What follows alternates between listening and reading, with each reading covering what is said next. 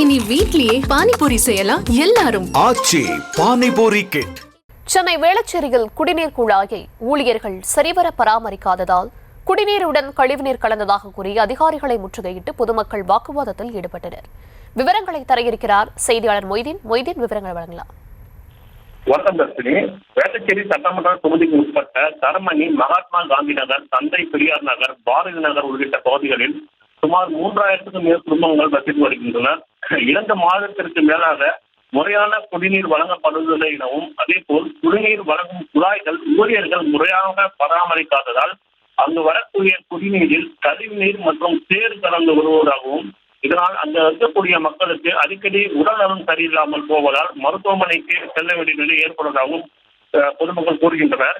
இது குறித்து பல முறை அதிகாரியிடம் முறையிட்டு எந்த ஒரு நடவடிக்கையும் எடுக்கவில்லை என பொதுமக்கள் குற்றம் சாட்டுகின்றனர். இந்நிலையில் தரமணி வேளச்சேரி சாலையில் பொதுமக்கள் இந்த சாலை மறியலில் ஈடுபட முயன்றனர். உடனடியாக தகவல் இருந்து அங்கு வந்த தரமணி போலீசார் அவர்களிடம் பேச்சுவார்த்தை நடத்தி மாநகராட்சி அதிகாரிகள் நேரில் வர வைத்தனர்.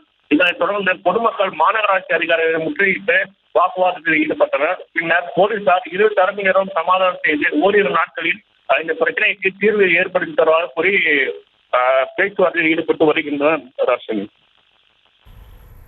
விவரங்களுக்கு நன்றி மொய்தீன். இனி வீட்லயே பானிபூரி செய்யலாம் எல்லாரும். ஆச்சி பானிபூரி கிட்.